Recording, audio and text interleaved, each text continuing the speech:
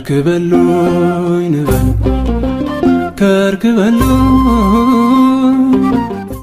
سلام እግዚአብሔር ምሳኹም ይኹን ክቡራት ተዓዘብትና ከመይ ቀኒኹም ሎማ ዓንቲ ሒዘልኩም መጽእ ዘለኹ ብዛዕባ እዚ ሄቨን ሓፍትና ተዛረበሉ ዘላ ኣብ ቲክቶክ ሓንቲ ጥንስቲ ኣደ ክትወስዶም ዘለዋ ቫክሲኔሽናት ዝብል ሒዘልኩም መጽእ ኣለኹ ንሱ ከኣኒ እዚ ሓፍትና ከም ትብሎ ዘላ እዚ ኩሉ ቫክሲኔሽን ክትወስድ ኣለዋ ካልእ ክትወስድ ኣለዋ እያ ትብል ኣነ ከዓ በቲ ዝረኸብክዎ ሪሰርች ገይረ ሓንቲ ጥንስቲ ናይ ግድን ዲያ ክንድዚ ዓይነት መድሃኒት ክትወስድ ዘለዋ ነቲ ውላዳ ኸኒ እንታይ ዓይነት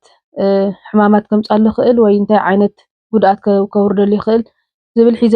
ሒዘልኩም መጽእ ኣለኹ ናብቲ ናታ ቪድዮ ከብለኩም ቫክሲኔሽን እንታይ እዩ እንተላይ ክነግረክን ሕጂ ቀንዲ ተድሊ ታቲዳፕ ትበሃል እዩ ካብ 21 ስጋብ 32 ደሎ ሰሙን ክትወስዳ ትኽእላ እታ ቲዳፕ እዚኣ ሕጂ ንሰለስተ ዓይነት ቫይረሳት ካላኸል ቴታነስ diphtheria and pertussis ማለት እዩ ተቐንዲ ታ ናይ ሳምቦኦም ከይትትንከፍ ከምዚ ናይ ሰዓል ገለ ከይሕዞም እሳ ቀንዲ ተድለና ማለት እዩ ካልኣይ ከዓ ዝኾነ ነገር ሓሪድዎም ወይ ዝኾነ ነገር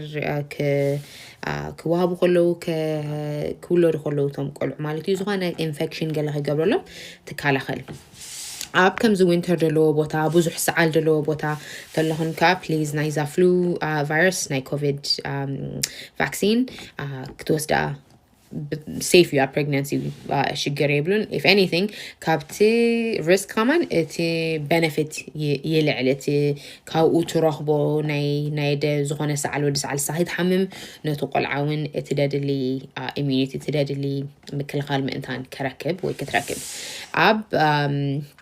ካናዳ I don't know ካለ ሃገር እንደ RSV vaccine when ካብ 32 ስጋብ 36 ደሎ ሰሙን especially ናይ winter ቆልዑት ሓርሳት ኾንክን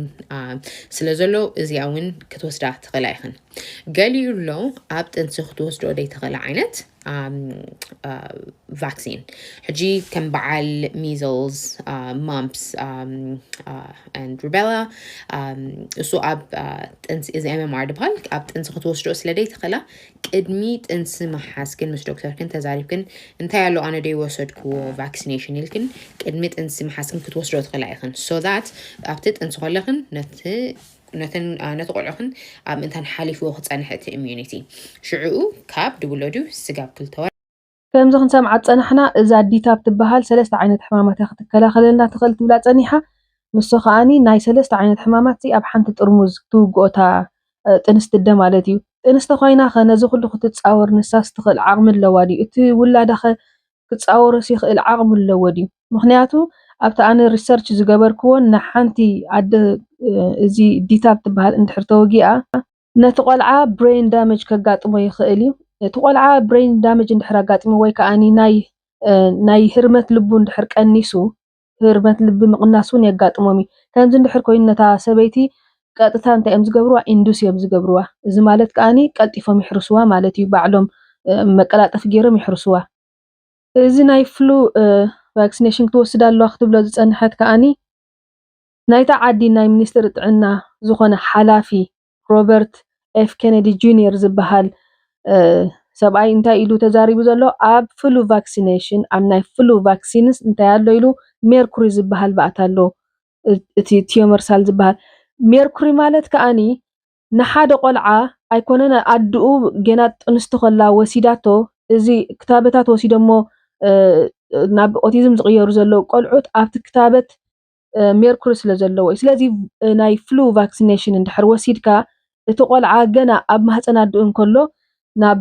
ኦቲዝም ክቕየር ይኽእል እቲ ቆልዓ ማለት እዩ ምክንያቱ ከቢድ ባእታ ስለ ዝኾነ ኣይሓቅቕን እዩ ኣብ ነፍስኻ ምስ ኣተወ ኣይሓቅቕን እዩ ምክንያቱ ናይ ሓፂን ባህሪ ስለ ዘለዎ እዚ ናይ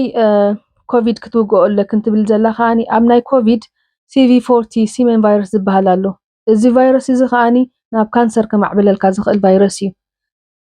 ኣብ ርእስኡ ከኣኒ እዚ ቫይረስ እዚ ንከብቲ ከምዝና ኣድገ በቕሊ ትወግኦ ናይ እንስሳ ቫይረስ እዩ ሕጂ ልክዕ ከምዚ ንሪኦ ዘለና ከኣኒ ናይ ኮቪድ ተወጊኦም ስትሮክ ዝሓምሙ ኣለዉ ብዙሕ ዓይነት ሕማማት ዝሓምሙ ኣለዉ ካንሰር ዝሓምሙ ኣለዉ ሓንቲ ጥንስቲ ኣደ ተወጊኣቶ እንተኸትከውን ከም ትኽእል ፍሉጥ ነገር እዩ ኣይኮነን ዶ ዓብ ሰብ ኣይኮነን ዶ ቆልዓ ዓበይቲ ተወጊኦሞ ከመይ ይብሉ ኣለዉ ኣብ ኢንተርነት ንሪኦም ኣለና ከም ዝፈጥፈጥ ይብሉ ገሊኦም ፈርፈር ዝብል ሕማም ሒዞም ገሊኦም ሃንደበት ኣብ ዘለዎ ይነቕፁ ገሊኦም ከዓኒ ሃርት ኣታክ ሒዞም ገሊኦም ካንሰር ሒዞም ንሪኦም ኣለና ስለዚ ሓንቲ ኣደ ተወጊኣቶ ነቲ ቆልዓ እንታይ ዓይነት ሕማም ከምፀሊ ኢልኩም ትሓስቡ ኣብ ርእሱ እቲ ቆልዓ ከዓ ናይ ሕማም ምፅዋሩ ብጣዕሚ እዩ ዝዳኽም ከምኡ እውን እቲ ቆልዓ ከዓ ኦቲዝም ናይ ምዃን ተኽእልኡ ላዕሊ እዩ ብከምዚኦም እዞም ቆልዑት ሕጂ ብብዝሒ ዝውለዱ ኦቲዝም ዝኾኑ ንሪኦም ዘለና ብከምዚኦም በቲ ዝወስድዎ ዘለው ንሶምን በቲ ኣደታቶም ዝወስድዎ ዘለውን ናይ ፍሉ ቫክሲኔሽን ኢልካ ወሲድካዮሲ እንድሕር ከምዚ ክሓምም ዝኽእል እንድሕር ኮይኑ እቲ ቆልዓ ስለምንታይ እዩ ዝውሰድ ወይ ከዓ ክትውጋእ ክትከይድ ከለኻ ኣብዚ ከርአኩም እየ ክትሓትዎ ትኽእሉ ኣሎ ማለት ናይ ግድን ክንውጋእ ኣለና እንተዘይተወጊእናስ ምሻሎ ፅቡቕ ኣይስማዓናን እዩ ንትብሉ ሰባት ማለት እዩ እትብኡ ዘሎ ትሕዝቶ ንክትፈልጥዎ እንድሕር ደሊኹም እዚ ትርእይዎ ዘለኹም ነቲ ክወግኣኩም ዝመፅእ ዘሎ ነርስ ዲ ወላ ዶክተር ክትሓትዎ ትኽእሉ ኢኹም እዚ እቲ ናቱ እንታይ ኣለዎ ዝነግረካ እዩ ምስ ሃብኹም እቲ ሜኑ ምስ ሃብኹም ፔሸንት ካውንስሊንግ ኢንፎርሜሽን ዝብል ኣሎ ንሱ አንብብዎ ኢኹም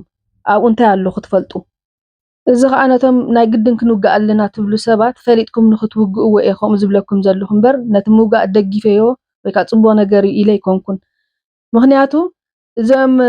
ናይ ምዕራብ ዓለም ስለምንታይ እዮም ዝገብሩ ሕማም ይፈጥሩ ዶ ብድሕሪኡ እዚ ከዓ መድሃኒት ኢሎም ይህቡኻ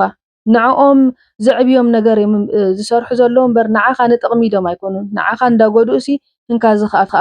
ፈውሲ ኢሎም ይህቡኻ ማለት እዩ ግን ንዓና ዝጠቕመና ኮይኑ ይኮነን ብርግፅ እንድሕር ሓሲብኩሞሲ ንዓና ዝፈጥረና ዘሎ እግዚኣብሔር እምበር ንሶም ኣይኮኑን ሓደ ቆልዓ ገና ካብ ማህፀን ኣድኡ ከይወፀ እንከሎ እዚ ሕማም ከጋጥሞ ስለዝኽእል እዚ ከዓኒ ክትወስድዎ ኣለኩም ኢልካ ገና ዘይመፀ ቆልዓ ፅሩይ ኣብ ማህፀን ኣድኡ ከሎ ፅሩይ ንሕማም ኣይፈልጥ ገለ ዘይፈልጥ ቆልዓሲ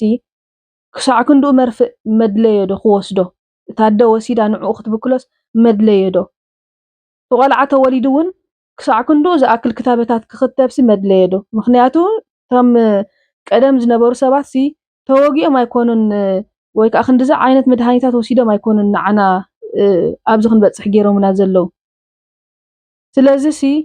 እቲ ሰብ ብዘይ መድሃኒት ንኸይከይድ ንሶም እውን ሕማማት እንዳምፅኡ ስለዝሓዝዎ ብከምዚ መልኪዖም ንዑ ከዓ ዝኸስብሉ ዘለው እምበር ኣድላይ ኮይኑ ይኮነን እዚ ሲ ባዕለይ ኣብ ሂወተይ ዝፈተንኮ እዩ ደቀይ ዝኾነ ዓይነት ቫክሲኔሽን ኣይወሰዱን 4 ደቀይ ዝኾነ ዓይነት ቫክሲኔሽን ኣይወሰዱን ወላ ሓንቲ ከዓ ኣይኮኑን እዚ ከምዚ ትብሎ ዘላ ሄቨን እንተዘይወሲዳታ ጥንስቲ ከምዚ ክትከውን ኣነ ንባዕለይ ጥንስቲ ኮይነ ወላ ሓንቲ ነገር ዝወሰድክዎ ነገር የለን ደቀይ ተወሊዶም እውን ወላ ሓደ ዝወሰድዎ ነገር የለን ስለዚ ክትውግኡ ዝደለኹም ሰባት ከዓ እንድሕር ናይ ግድን ኢልኩም እቲ ሓበሬታ ሕተትዎም ፈሊጥኩም ተወግኡ ቀፂልና ከዓ እዚ RCV ዝበሃል ቫክሲን ውሰድዎ ክትብል ዝፀንሐት ከዓኒ እዚ ኣዝዩ ሓደገኛ እዩ እታ ኣደ ኣብ 28 ሰሙን እንድሕር ወሲዳቶ ናይ ግዜ ጥንሳ ኣብ ዘይመዓልቲ ክሕረስ ይኽእል እዩ ኣብ ሓንጎሉ መድመይቲ ከጋጥሞ ይኽእል እዩ ኣብ ማህፀን እንከሎ ክመውት ይኽእል እዩ ወይ ከዓ ስትሮክ ክሕዞ ይኽእል እዩ ድኻም ልቢ ከጋጥሞ ይኽእል እዩ ድኻም ልቢ ዘለዎ ቆልዓ ክውለድ ይኽእል እዩ ልክዕ ከምዚ ትርእይዎ ዘለኹም RCV ቫክሲን ኖት ሴፍ ዝብሎ ዘሎ እዚ ኩሉ ዓይነት ጉድኣታት ከምፀልካ ይኽእል እዩ ስለዚ እዚ ሓፍትና ትብሎ ዘላ እዚ ኩሉ ክታበታት ኣምፂኣ እቲ ናቱ ሳይድ ኢፌክት ኣይትነግርን ዘላ ዝኾነ ዓይነት መድሃኒት ከዓኒ ዝኾነ ዓይነት መድሃኒት ሳይድ ኢፌክት ኣለዎ ስለዚ ስለምንታይ እቲ ሳይድ ኢፌክቱ ዘይትዛረብ ዘላ እዚ ጥራሕ እዩ ከምዚ ኢላ ትኸይድ ዘላ እዞም ኩሎም ቆልዑት ኦቲዝም ኮይኖም ንሪኦም ዘለና ቆልዑት ከኒ እታ ኣደ ክሳዕ ክንደይ ትፅዕር ኣላ ኸኒ መን ይኽርዳእ ኣላ ሕጂሲ እስ ክትምህር ኢልክ ክትመፂ ክትኾንዎ ግን ፕሊስ ሕጂ ንኣብነት ኣብ ካልእ ቪድዮ ክንታይ ኢልክ ኣለኺ MMR ዝበሃል ክትክተብ ኣለዋ ሓንቲ ደ ቅድሚ ምውላዳ ቅድሚ ምጥናሳ ክትክተብ ኣለዋ ኢልክ ነርኪ ስለዚ እንድሕር ክኢልኪ ኣብ ካልእ ቪድዮ ክትሰርሕዮ እቶም ተብፅሑላ ከዓ ፕሊስ ወላ ቆሪፅኩም ኣብፅሑላ MMR ተወጊእካ እንታይ ዓይነት ሳይድ ኢፌክት ከምፀልካ ይኽእል ዶናልድ ትራምፕ ንባዕሉ ኣይኮነን ዶ MMR ሲ እቲ ኖርማል ፓራሲታሞል ዝበሃል ከኒና ንሱ ሕማቕ ባእታ ኣለዎ ሓንቲ ጥንስቲ ከይትወስዶ እቲ ናይ ቃንዛ ከኒና ከማንሲ ከይትወስዶ ኢሉ ኣመሓላሊፉሎ ስለዚ እዚ ኤምኤምኣር ዝበሃል ከዓኒ እንታይ ዓይነት ሳይድ ኢፌክት ኣለዎ ክትነግርና ትኽእል እንድሕር ኮንኪ ከምኡ እውን እንታይ ዓይነት ባእታታት ኣለዎ ኣብኡ ኣብ ውሽጡ ሲ ሜርኩሪ ኣለዎ ዶ የብሉን ንምንታይ እኸ ዘድልየና ግድን ድዩ ዘድሊ ኤምኤምኣር እንድሕር ዘይተኸቲብካ ሲ ከይተኸተበት እንተወሊዳ ንሳ ወላ ቆልዓ እንተዘይተኸቲቡ ሲ እንታይ ዓይነት ሳዕቤን ከምፀሊ ይኽእል እዚ ሰብ እዚ ሲ እግዚኣብሔር ዝፈጠሮ ሰብ እዩ እንታይ ዓይነት ሳዕቤን ከምፀሉ ይኽእል ምክንያቱ ሲ ሓደ ቆልዓ ሓደ ንፁህ ፅሩይ ዝመፀ ቆልዓ ክሳዕ ክንድዚ ዝኣክል ክታበታትን መድሃኒታትን የድልዮ ኢለ ኣነ ይሓስብ እኒአ ስለዚ እንድሕር ክኢልኪ ኣብ ቀፃሊ ትሰርሕዮ ቪድዮታት ብዛዕባ እዛ ኤምኤምኣር ኣብ ካልእ ቪድዮ ክሰርሕኪ ከምኡ ኢልክ ዝተዛረብክዮ ሰሚዐ ዝብለኪ ዘለኹ ድሕር ክኢልኪ ፕሊዝ ሄቨን ሓፍተይ ስርሕዮ እኽታ ቪድዮ ትፈልጥዮ እንድሕር ኮንኪ ክትነግርና ክፅበየኪ እየ ክቡራት ተዓዘብትና ናይ ሎሚ መዓልቲ እዚ ይመስል ነይሩ ይቐኒልና ሰሰናዩ ሰናይ ቅነ